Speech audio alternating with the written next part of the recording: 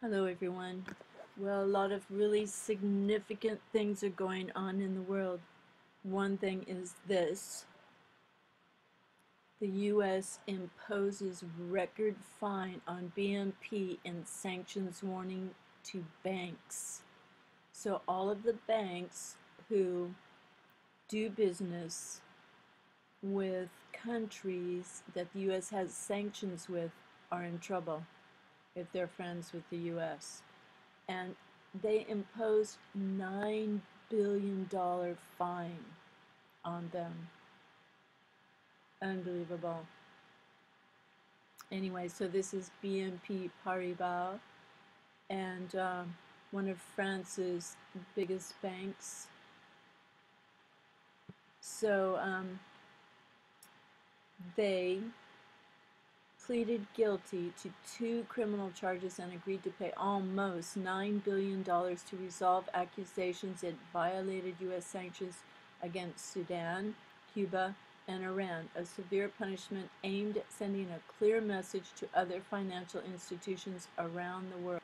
So, if they pay the fine, $9 billion, almost $9 billion, who gets the money? Where does that go?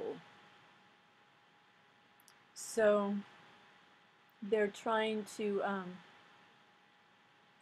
this is the U.S. Justice Department shift in strategy that is expected to try to snare more major banks for possible money laundering or sanctions violations.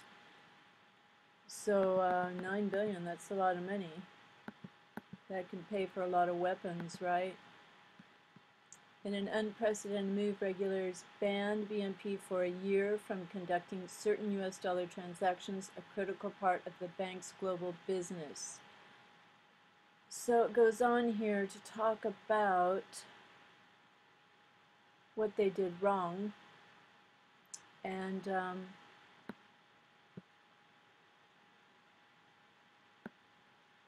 look at this down here. You can read the whole thing later because it's a bit long, but BNPP banked on never being held to account for its criminal support of countries and entities engaged in acts of terrorism and other atrocities. That is exactly what we did today, holding it accountable. So, does this really make sense? Being held account for criminal support of countries and entities engaged in acts of terrorism and other atrocities. Doesn't this just, like, the world is so messed up? It just doesn't even make any sense. So doesn't the U.S. support acts of terrorism and atrocities by supporting the rebels in Syria or whatever, or even creating them? I don't get it. The world is run by devils. And here they apologize. We deeply regret the past misconduct that led to this settlement. Bad boys. He said the bank would implement a significant strengthening of its internal controls and processes. Because supposedly they hid things that would go through U.S. banks, and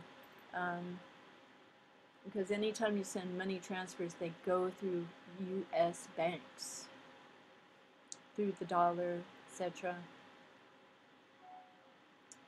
Unbelievable. So they're going after Crédit Agricole and Société Générale or something like that. They're reviewing whether they violated U.S. sanctions. I'm sure the U.S. is going to go after them too. I don't get it. Okay, the settlement marks a stinging rebuke for BNP.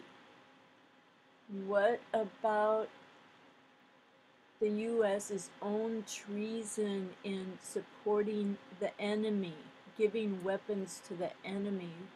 And what about not just weapons, but passports to the enemy and letting them come into the U.S.? So who's going to hold U.S. leaders accountable.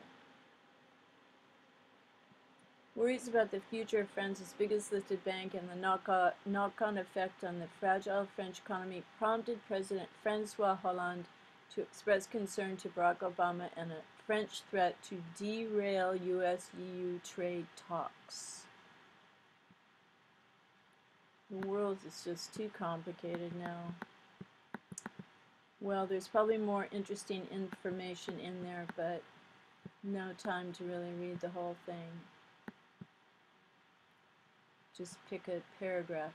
But internal bank memos revealed in the settlement showed BNP officials were aware of the humanitarian crisis in Sudan and the ties of the government with Al-Qaeda founder Osama bin Laden, but chose to do business with Sudan because it was commercially attractive.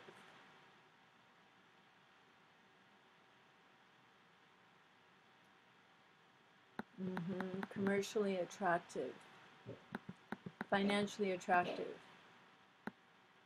So that would satisfy their greed, but aren't they all greedy? Okay, well, they're all a bunch of crooks and criminals. But if the U.S. gets $9 billion from each of these banks, where does that money go and what do they use it for? I don't know. Thanks for watching. God bless.